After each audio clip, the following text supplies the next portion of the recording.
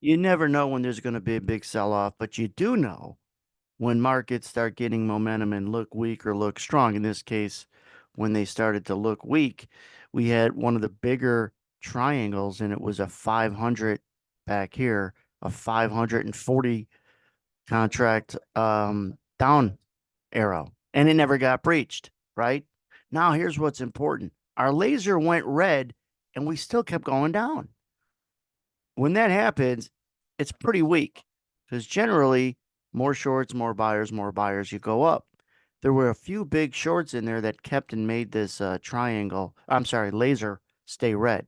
Then right in here, it does go green and not coincidentally really gets more momentum to the downside, breaches the PWAPs and potentially puts another leg down. It's always about potential and probabilities. Don't ever put yourself in a position to know anything. All right.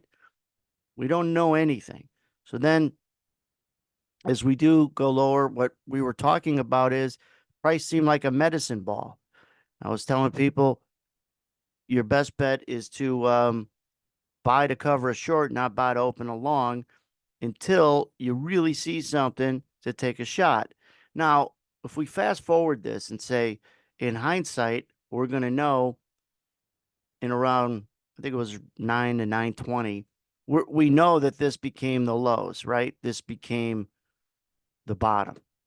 We know that in hindsight. But when you go back, is there something that you could see to say, well, maybe you don't want to buy it to get long, but you're done getting short? All right. What is it down there that could give you kind of that feel of, you know what? I think people getting short are going to start getting stuck, and you flip it.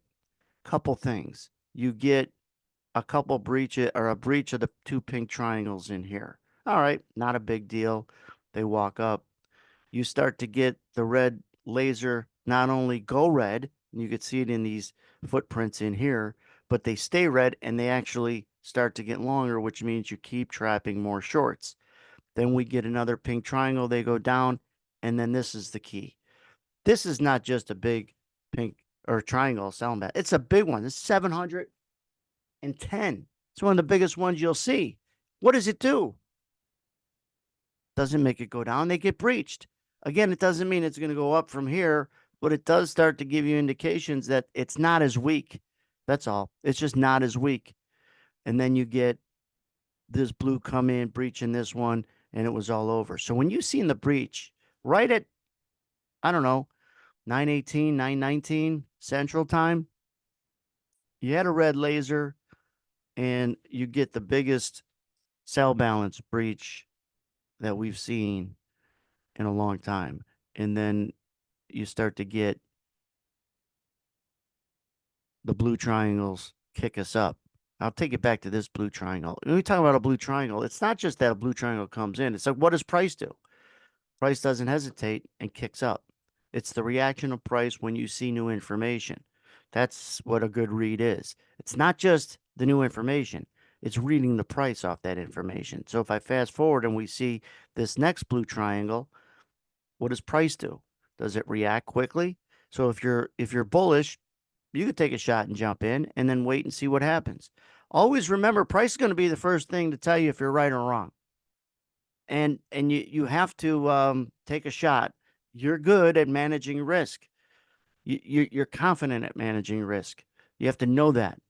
If you know you're confident at managing your risk, then you're confident at being wrong. Then you'll take a shot because you know it's not random in a sloppy trade. You're not being sloppy. You're taking a shot based on something objective. Um, and so they end up breaking up through the let me bring it back here. They end up breaking out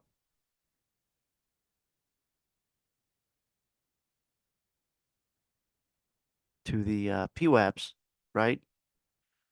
And what was interesting about the PWAPs is that they don't hold very well. They hold like right in here. You see this where they come in and come out, but there was really no qualifier to get short at the PWAPs.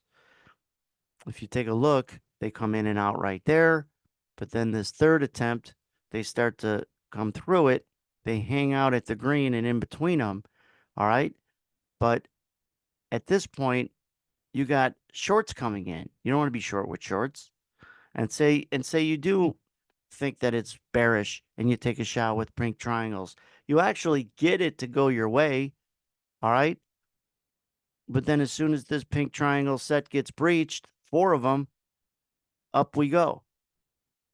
This combination of a pink and a blue, who's going to win? And you start breaching to the upside, then it's like, put your horns on, or at least be careful getting short because you're starting to sustain some strength. And the VWAP then becomes the next destination, which is this white line. You could see this activity right in here of over the last 60 minutes, there was a bunch of stuck longs. That's what this profile shows you where my cursor is. That's not arbitrary. Also, the VWAP is a solid white line, and that's going to be a destination. I don't think it was coincidental that it went there, hung out there with all those longs, came right down where those longs were. Now, remember, they drop off after 60 minutes on this vertical. So they come right into there and come off. Let me back it off and show you where those were. They were right there at 79. And you see price comes to where? 79.80, right in here where those were, and comes off. It's not coincidental that there was a cluster of longs. This scales. That's why everything shrunk down. There was a big position that came in and scaled everything. And then I just talked about that's where you see this yellow box. I said it's probably going to hang out in this 10-point range because of all the movement. And then when it comes down, where does it touch? It meets the green P-wrap and creates a little bit of support and walks up. Now, having a line that's really good of support resistance is one thing. You got to qualify and disqualify. Let's take it back. So nothing's hindsight. What in real time is the read that could get you long? If you take a look, you're getting a sell market order over 100. You could say to yourself, now remember, you're bullish, you're looking to get long, and this green dotted line is your location. So you got the ready and you got the aim. You're looking for the fire. You got potentially a sell market order getting rejected, which means a sell market order and price doesn't go down. And then potentially this pink triangle that gets breached, which is in the same context, it's the same kind of context of a sell market order and sell imbalance getting breached is kind of the same thing. Soon as they breach it, up they go. Let me bring it back. When they breach these two markers, this box right here, put a circle over the box, is a sell market order greater than 100. You draw a line across. This pink triangle, we'll draw a rectangle over the triangle, is more sellers who want to sell it than buyers who want to buy it within a 6-point or 6-tick, not point, 6-tick range, plus or minus 3. If that's the case, price should stay at or below. When it rejects a big sell order, it's punching a guy in the face and he doesn't flinch. Price is absorbing that selling pressure. All right. And then the triangle, when you get more people want to sell it than want to buy it within the last traded price, like where price is, that's what's hot. All right. Anything around where price is trading, people, putting orders in, that they're probably serious. They're probably real. And we have different filters. So it's not just the numbers you see on your price ladder. There's a filter to take out the spoofing and the people that aren't there to participate. And so we get the real buyers, the real sellers, and then when there's an imbalance, it flipped from a sell imbalance to a buy imbalance. So you take a shot in here. If you're bullish, that's your ready, and you think that the green dotted line is good support, that's your aim. And the breach of a pink with the blue is your fire. That's being objective. That's reading it. So right now, take a look at this chart. Right now, it looks like it could end up looking like, just look right here. right there, it looks like it could end up looking like that. And then you go back and if you're thinking about it up here, like, what could have got me in down here? This looked like a great spot. Well, doesn't matter that it looks like a great spot now. When can you stack probabilities that it looks like a great spot at the time you have to react and make a decision? Separate yourself from the rest of all these algorithms and the AI nonsense and all the other retail traders that do dumb, you know what. All right. They're always going to do dumb stuff because there's two very powerful emotions at play in trading. Number one is being right or wrong. Number two is making or losing money. It doesn't matter if it's trading or in the real world. Being right, being wrong, powerful emotion. We love being right, hate being wrong.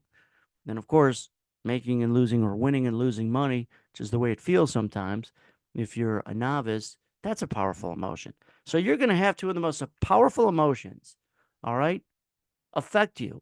And to think you're going to be objective and make good decisions, not unless your tools are good, all right? If your tools are bad and you don't know how to use the tool, I don't care how your disposition is in any other business that you come from. It's going to be very difficult to maintain that objectivity and that consistent execution if you don't have a tool that you understand and you know how to use. Because let everybody else get emotional. Let everybody else be the third grader raising his hand because he knows the answer. And then he's woo, woo, woo, woo, woo, call me, call me. Let him, don't be that kid. Don't be that kid.